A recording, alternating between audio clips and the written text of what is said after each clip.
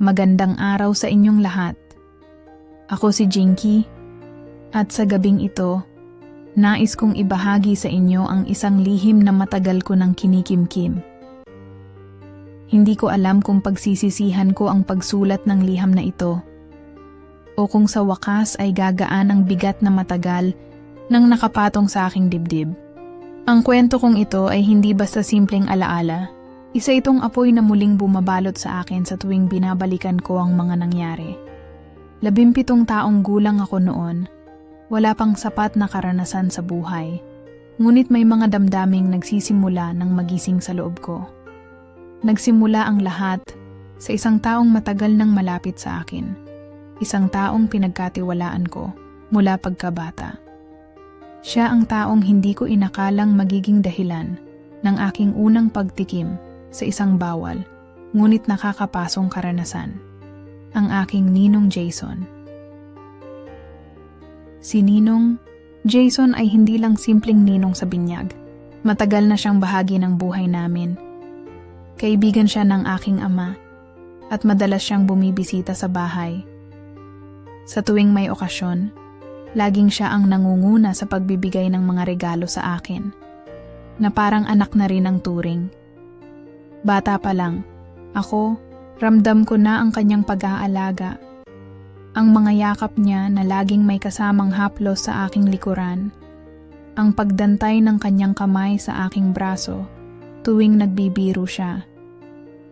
Noong bata pa ako, hindi ko iyon binibigyan ng ibang kahulugan. Pero habang lumilipas ang panahon may nagbago. Nagsimula kong mapansin ang mga simpleng bagay.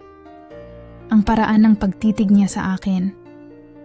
Ang minsang pagpapatagal ng kanyang haplos sa aking balikat. Ang kanyang boses na tila bumibigat sa tuwing nag-uusap kami.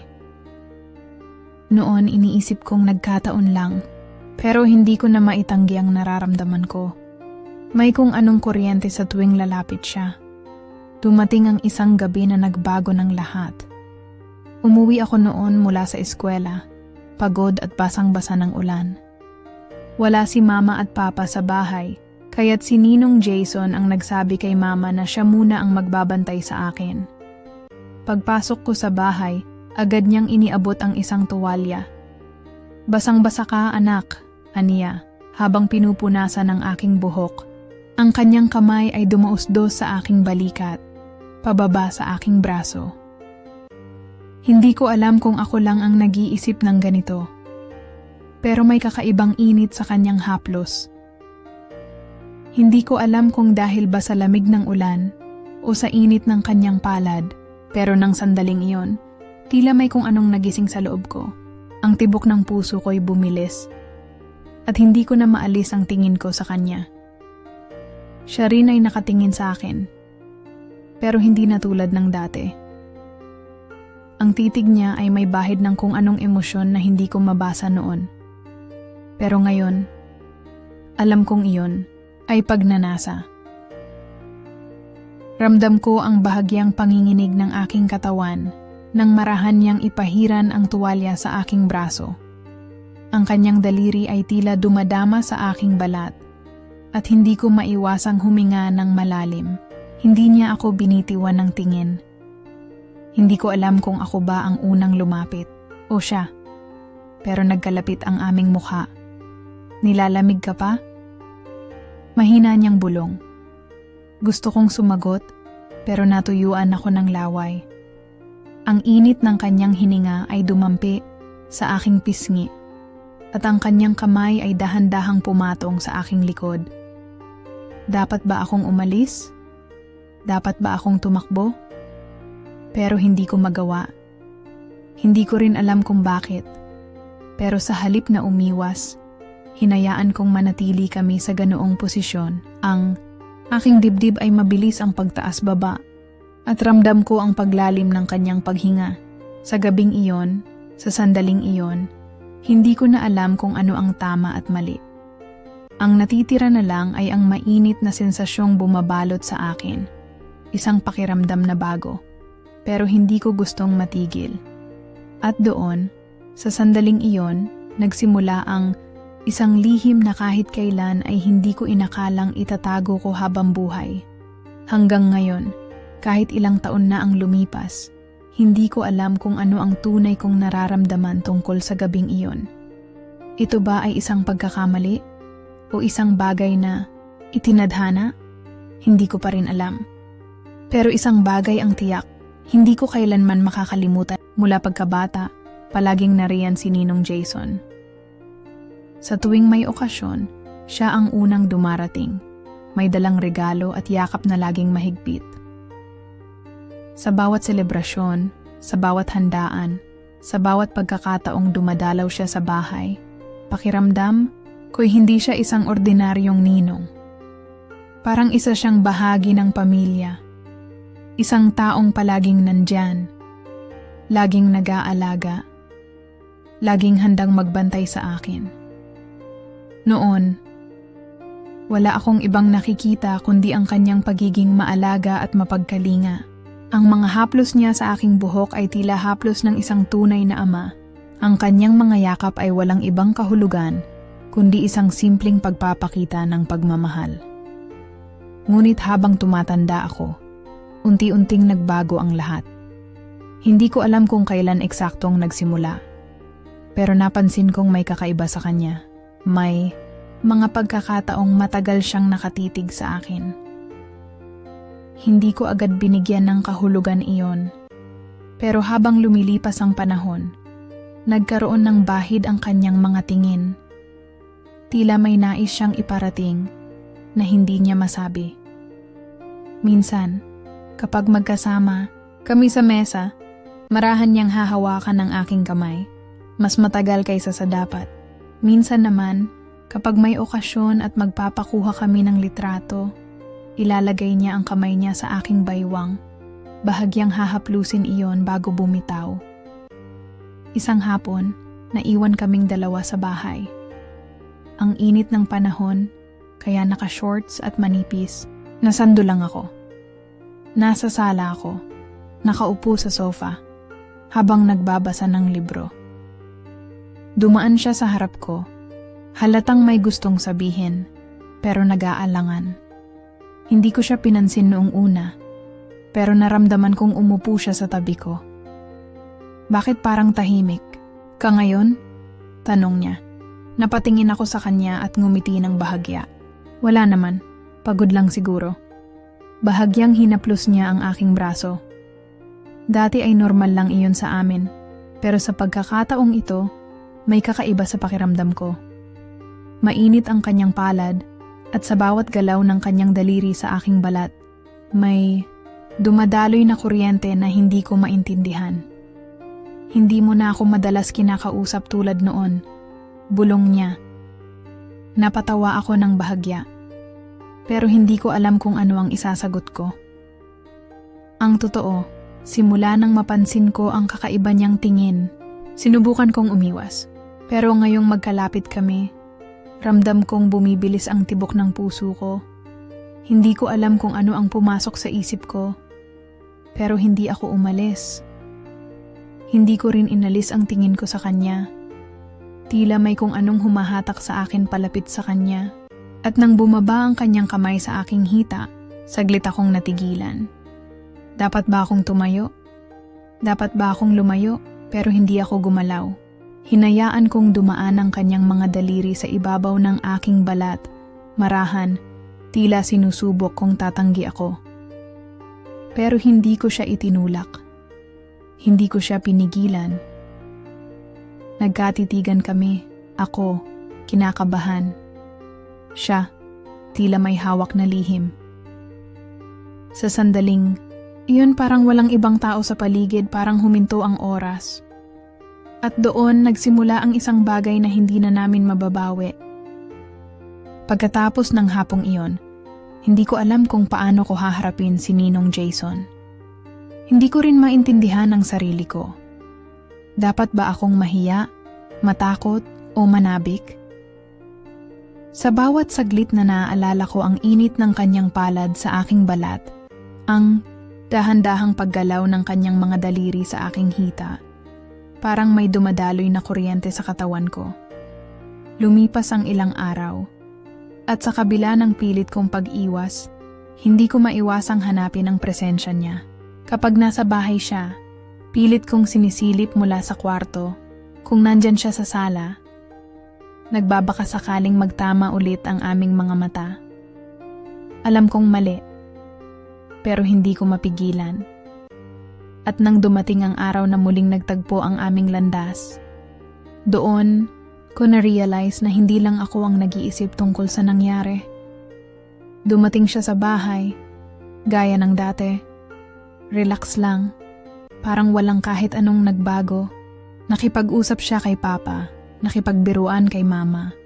Pero nang saglit kaming magkatitigan, doon ko naramdaman ang hindi maipaliwanag na tensyon sa pagitan namin.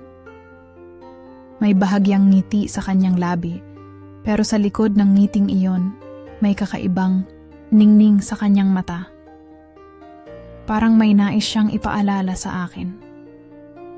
Parang may hinihintay siya. At sa hindi ko maipaliwanag na dahilan, nakaramdam ako ng kaba.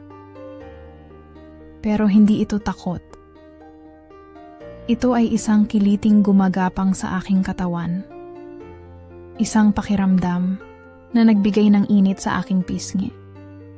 Nang dumaan siya malapit sa akin, hindi ko alam kung sinadya niya, pero bahagyang dumampi ang kanyang braso sa akin. Isang saglit lang iyon, pero sapat na para maramdaman ko ulit ang init ng kanyang balat. Hindi ako makatingin ng diretso sa kanya, pero alam kong nakamasid siya. At nang magsalita siya, mahina lang. Sapat lang para ako lang ang makarinig. Halos kinilabutan ako. Kamusta ka na? Simple lang ang tanong, pero sa tono ng kanyang boses, parang may ibang ibig sabihin. Hindi ako agad sumagot. Napalunok ako ng laway bago pilit nang umiti. Ayos lang naman, Ninong. Napansin ko ang bahagyang pagtaas ng sulok ng kanyang labi. Parang natutuwa siya sa nakikitang reaksyon ko. At sa sandaling iyon, doon ko naintindihan ang isang bagay. Hindi pa ito tapos.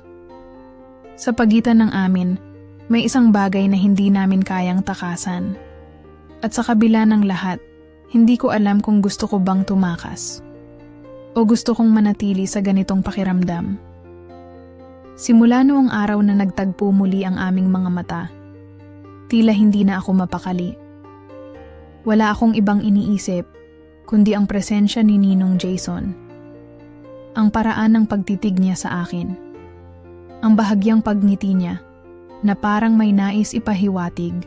At ang init ng kanyang balat sa tuwing nagkakataong magkalapit kami. Kapag may pagtitipon sa bahay, sinasadya ko na lang umiwas. Pero kahit anong pilit kong lumayo, hindi ko maiwasang mapansin ang bawat kilos niya. Kapag malapit siya, parang mas bumibigat ang hangin. Parang may pumipigil sa akin para kumilos ng normal. Ramdam ko rin ang mga tingin ng ibang tao, o baka imahinasyon ko lang. Pakiramdam ko, may nakakahalata sa kung anong namamagitan sa amin. Lalo na si Mama. Ilang beses ko siyang nahuling nakatingin sa akin na para bang may nais itanong. Pero hindi siya nagsasalita. At ako, hindi rin kayang umamin. Lalong lumala ang lahat ng isang beses. Sa gitna ng kasiyahan sa bahay, nagkatinginan kami ni Ninong Jason. Saglit lang, pero parang nagdikit ang aming paningin. Walang nagsalita. Pero sa loob-loob ko, alam kong nararamdaman niya rin ang nararamdaman ko. Nagpaalam akong pupunta sa kusina. Kailangan kong magpahinga, pero hindi ko inakalang susunod siya. Hindi ko alam kung sinadya niya, pero habang dumadaan siya sa likuran ko, dumampi ang kanyang kamay sa aking bewang. Isang saglit lang, pero sapat na para mag-init ang pakiramdam ko. Napahawak ako sa mesa, pilit pinapakalma ang sarili. Hindi ito tama, alam kong hindi ito tama. Pero bakit hindi ko siya kayang pigilan? Minsan naman, sa isang pagtitipon sa labas ng bahay, napadpad ako sa sulok, nag-aayos ng mga gamit sa lamesa. Dumaan siya sa tabi ko. At nang di sinasadyang magtama ang aming mga daliri, tila dumaloy ang apoy sa aking balat. Hindi ko alam kung ako lang ba ang nakakaramdam nito o kung pareho kami. Basta ang alam ko lang, wala nang balikan. At ang mas kinakatakot ko, hindi ko na alam kung paano ako lalayo. Tahimik ang gabi, pero sa loob ng aking kwarto, hindi mapanatag ang aking isip.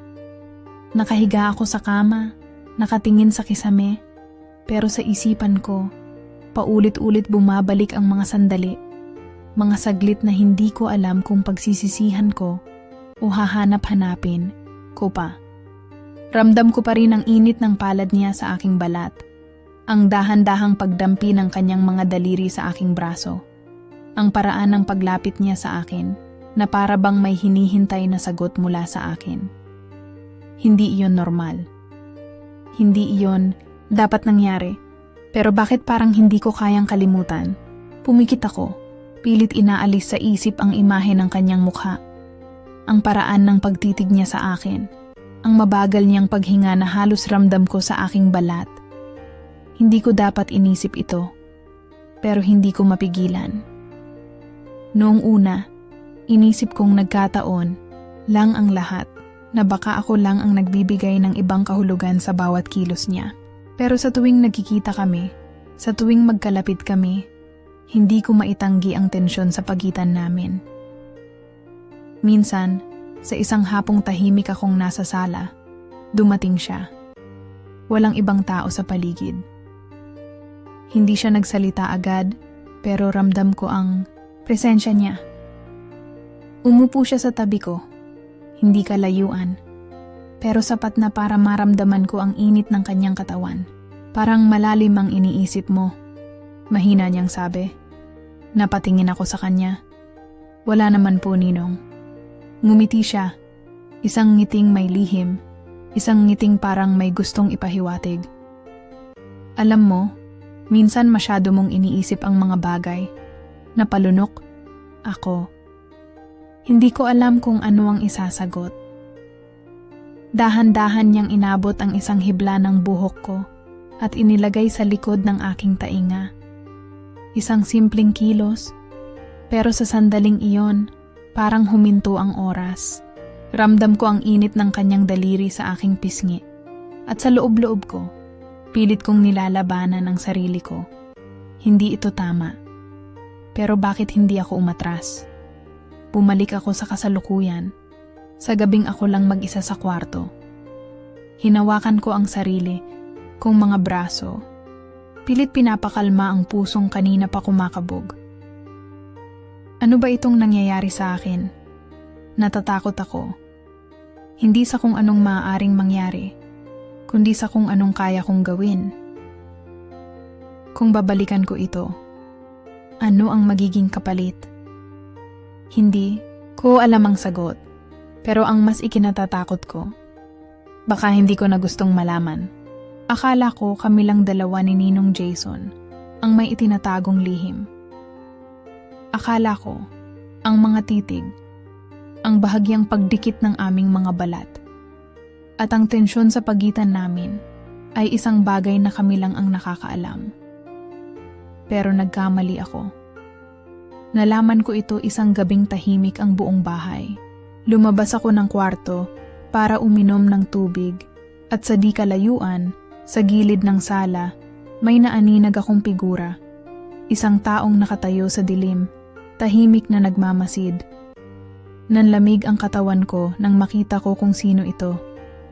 Si Tita Rowena, ang asawa ni Ninong Jason. Hindi ko alam kung gaano na siya katagal doon, kung ilang beses na niya kaming nakikita, o kung kanino siya unang nakatingin, sa akin o kay Ninong Jason. Ang sigurado ko lang, sa sandaling nagtagpo ang aming mga mata, ramdam ko ang bigat ng kanyang titig. Hindi ito simpleng tingin lang. Parang may nais siyang iparating. Isang babalang hindi na niya kailangang sabihin ng malakas. Agad akong bumalik sa kwarto. Nanginginig ang kamay habang hawak ang baso ng tubig. Hindi ko alam kung paano ako hihinga ng maayos. Ano ang nakita niya? Ano ang alam niya? Kinabukasan pilit kong binantayan ang kilos niya. Tahimik lang siya, walang anumang indikasyon na may nalaman siya. Pero sa tuwing dumadaan siya malapit sa akin, hindi ko maiwasang mapansin ang kakaibang ningning sa kanyang mga mata. Hindi galit, hindi lungkot, kundi isang bagay na mas mahirap ipaliwanag. Parang isang lihim na matagal na niyang alam at hindi lang iyon ang gumugulo sa akin. Isang araw, habang nag-aayos ako ng gamit sa loob ng kwarto, napansin ko ang isang maliit na papel na nakasiksik sa gilid ng aking salamin. May nakasulat dito, isang mensaheng nagpatigil sa tibok ng puso ko. Alam ko, walang pangalan, walang iba pang salita. Pero sapat na iyon para manginig ang buong katawan ko. At doon ko naisip, hindi lang pala ako ang may tinatago. Dahil si Ninong Jason, may mas malalim pang lihim. At natatakot akong malaman kung ano iyon. Hindi ko na alam kung paano lalayo. Kahit anong iwas ang gawin ko, parang may pumipigil sa akin. Parang mas lalo lang akong hinihila pabalik. Ang mensahe sa papel, alam ko, ay hindi na nawala sa isip ko. Hindi ko alam kung si Tita Rowena ang nagsulat nito. Pero hindi rin ako sigurado kung si Ninong Jason mismo ang may pakana. Ilang araw akong hindi mapakali, hanggang isang hapon, may lumapit sa akin. Siya, si Tita Rowena. Nasa labas ako noon, nagdidilig ng halaman, nang maramdaman kung may nakatingin sa akin. Paglingon ko, nandoon siya, nakatayo sa may pinto. Tahimik lang. Matagal niya akong tinitigan bago siya nagsalita. May kailangan tayong pag-usapan. Hindi ako nakasagot agad. Nanginig ang kamay kong may hawak na hose at halos malaglag ito sa lupa. Ngumiti siya. Isang ngiting walang saya, walang lungkot. Isang ngiting hindi ko mabasa. Sa loob, alam kong wala akong pagpipilian. Mabigat ang bawat hakbang ko papasok ng bahay. Parang hinahatak ako ng isang aninong hindi ko makita.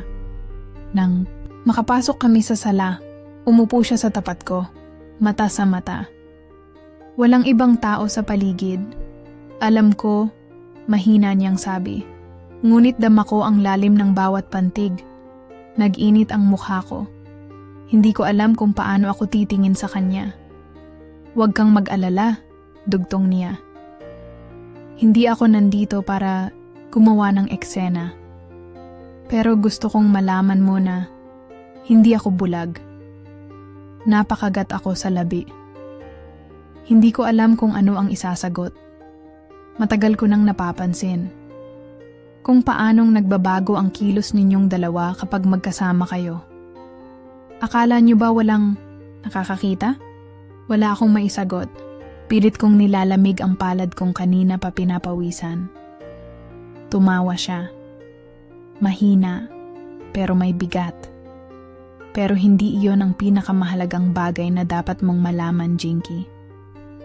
Napatingin ako sa kanya. May kung anong bumigat sa dibdib ko. Hindi lang ikaw, ang babae sa buhay ni Jason. Parang huminto ang mundo ko. At hindi lang ako ang asawa niya. Bumilis ang tibok ng puso ko. Hindi ako makapaniwala sa narinig ko. Bata ka pa, Jinky. Mahina niyang sabi. Huwag mong hayaang lamunin ka ng isang taong hindi mo kilala ng buo. Hindi ko alam kung takot ang nararamdaman ko o galit. Pero isang bagay ang sigurado. Hindi ko na pwedeng takasan ng katotohanan. At hindi ko na alam kung alin ang mas matimbang. Ang pangamba o ang Matagal akong nakatitig sa papel na hawak ko. Sa bawat titik na isinusulat ko, parang may bumibigat sa dibdib ko. Parang sa unang pagkakataon, kailangan kong harapin ang lahat ng nangyari. Ang init, ang tukso, at ang katotohanang hindi ko na matatakasan. Mula nang lumapit sa akin si Tita Rowena, hindi na ako mapakali. Ang kanyang mga salita, ang kanyang mga titig, Tila ba may gustong ipahiwatig na mas malalim pa kaysa sa mga sinabi niya.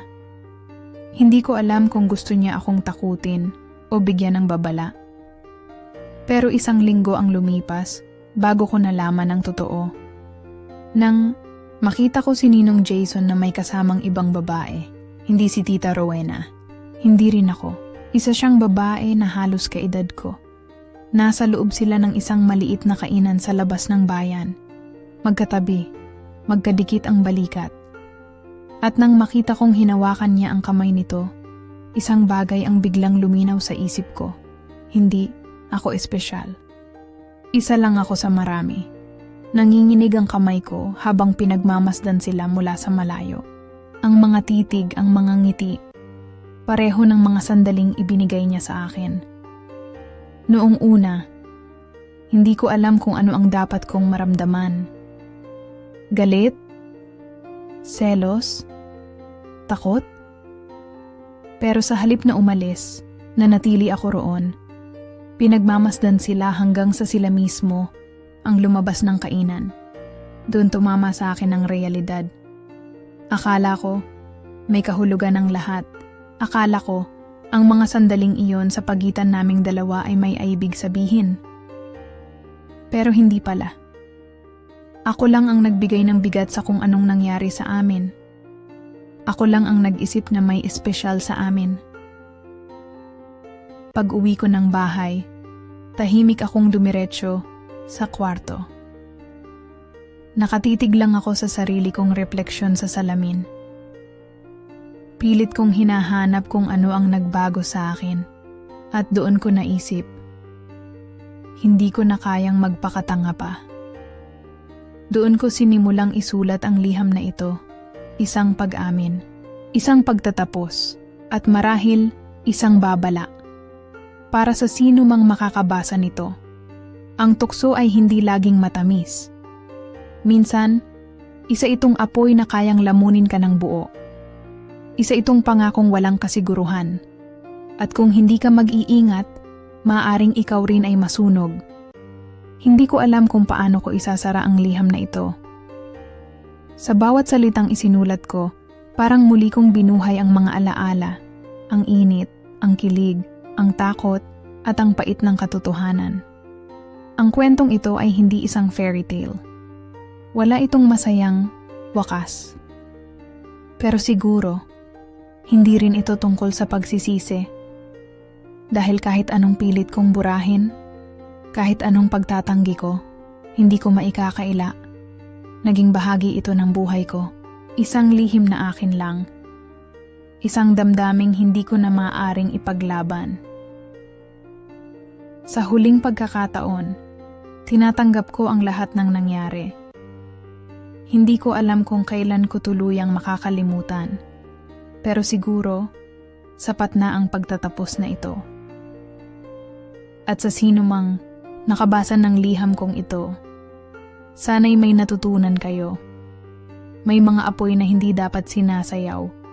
May mga tukso na hindi dapat nilalaro. Dahil minsan, ang akala mong matamis ay siya ring papaso at sisira sa iyo.